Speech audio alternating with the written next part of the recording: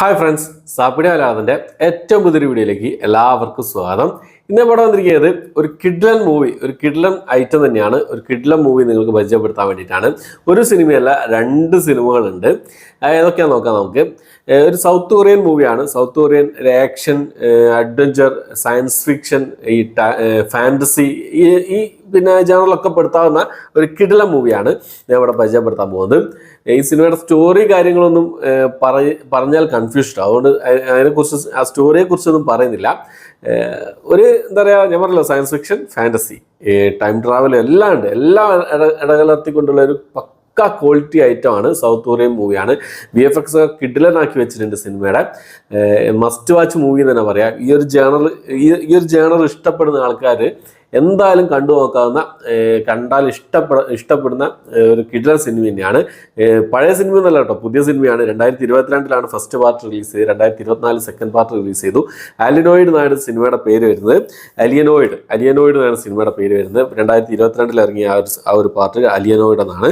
Second part വരുന്നത് Alienoid the return to the future എന്നാണ് second പാർട്ടിൻ്റെ പേര് വരുന്നത്. 2024 ഈ ഒരു സിനിമ റിലീസ് ചെയ്തിട്ടുള്ളത്. ഈ സിനിമയുടെ കൺസെപ്റ്റ്, ആ ഒരു സ്റ്റോറി കിഡ്ലൻ തന്നെ പറയാം. നമ്മൾ തീരെ പ്രതീക്ഷിക്കാത്ത സംഭവങ്ങളൊക്കെയാണ്. 3 കാലഘട്ടങ്ങളിലായിട്ടാണ് സിനിമയുടെ കഥ നടക്കുന്നത്. 1380, 2012, 1391.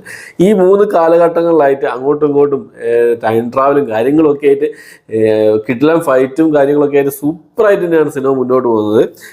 സ്റ്റോറിയെ കുറിച്ച് ഞാൻ പറഞ്ഞല്ലോ, കിഡ്ലൻ സ്റ്റോറിയാണ്. അതുപോലെ തന്നെ കിഡ്ലൻ VFX കാര്യങ്ങളൊക്കെ പക്ക ക്വാളിറ്റി ചെയ്തിട്ടുണ്ട്.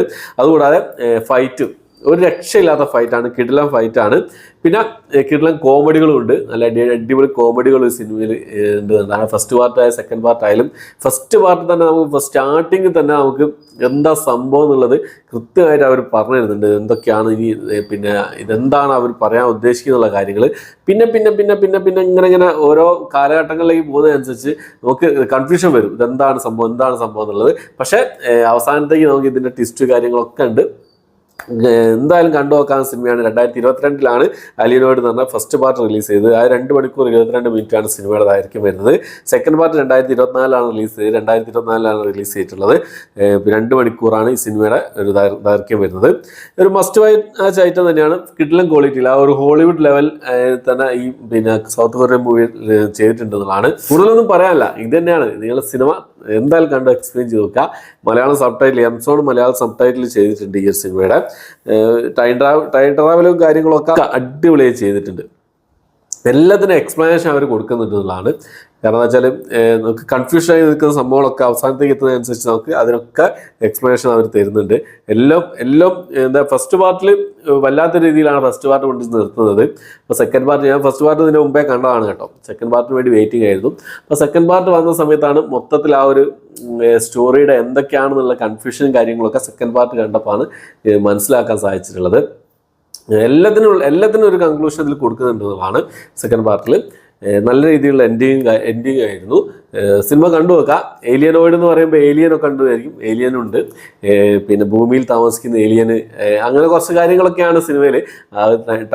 ഒരു കത്തിക്ക് വേണ്ടിയിട്ടുള്ള പോരാട്ടമാണ്. ആ കത്തി എന്തിനാണ് ഭൂമിയെ തകർക്കാൻ പോവുകയായിരിക്കും കുറച്ച് ഏലിയൻസ്, അങ്ങനത്തെ കുറച്ച് കാര്യങ്ങളൊക്കെയാണ്. കൺസെപ്റ്റ് ഒരു വ്യത്യസ്തമായിട്ടുള്ള കൺസെപ്റ്റാണ്.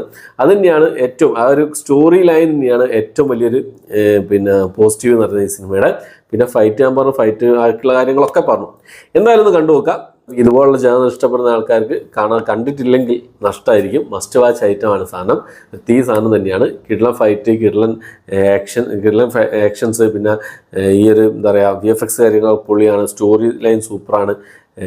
പിന്നെ കോമഡി ഉണ്ട്, എല്ലാം ഉണ്ട്. ആ ഒരു കൊറിയൻ മൂവിക്ക് വേണ്ട സംഭവങ്ങളൊക്കെ. പക്ഷേ കൊറിയൻ മൂവി ആണെങ്കിലും അവരൊരു എന്താ ഡിഫറെൻ്റ് ആയിട്ടുള്ള ഒരു ഫ്രഷ് ആയിട്ടുള്ളൊരു മേക്കിംഗ് ആണ് ചെയ്തിട്ടുള്ളത്. എന്തായാലും കണ്ടു നോക്കാം. ഓക്കെ, അപ്പോൾ ഇത്രയാണ് ഇന്നത്തെ വീഡിയോ. എൻ്റെ വീഡിയോ ഇഷ്ടപ്പെട്ടിരിക്കും. ലൈക്ക് ചെയ്യാൻ, ഷെയർ ചെയ്യാൻ, സബ്സ്ക്രൈബ് ചെയ്യാൻ മറക്കാതിരിക്കുക. പുതിയൊരു വീഡിയോ ആയിട്ട് വരുന്നതായിരിക്കും. ബൈ.